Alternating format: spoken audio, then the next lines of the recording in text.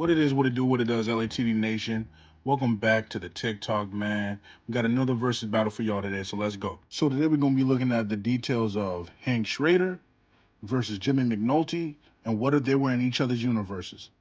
So as we all know, if you're a fan of Breaking Bad, you know Hank Schrader is a DEA agent, a highly decorated one at that, who's very macho, very much that same kind of stereotypical masculine guy who's just, you know, fun loving, outgoing, so on and so forth. But if we know anything about The Wire, we know that The Wire isn't as easy to run as it is with the DEA, at least from the perspective of the shows. I'm not claiming to be a cop or anything. And in my honest opinion, I really don't think Hanker would get too far when it comes to chasing Avon and Stringer and especially Marlowe. The reason why I say that is because he would be fighting a war on really two fronts.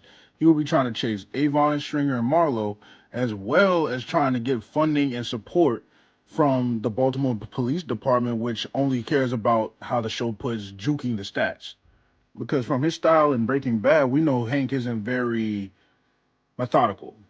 He's not very patient. He wants to get things done. He will probably do a whole bunch of street rips, break down houses, break down doors, and that'll tip off, especially Marlowe and Avon, or Stringer and Avon, off to everything. To be honest, I want to give Hank some grace about not suspecting Walt because, from his perspective, Hank's perspective, he's kind of saw Walt as, let's be honest, somewhat of a wimp, especially at first, all his life in season one, because I don't even think that he even understood how intelligent Walt actually was to a degree. Like, he even said that if something were to happen to Walt after Walt's diagnosis, he would take care of his family. And Walt just got the diagnosis literally in a couple days before that point, if not a day before that point. You feel me? But Hank didn't suspect Gus Fring. Well, I mean, Gus is very meticulous. But the thing is, I don't think he really didn't get that far, even with all the backing of the DEA. Now, McNulty, on the other hand, I feel like that would go the other way around. I feel like he would get Walt, mainly because he lacks familial bonds with him, too.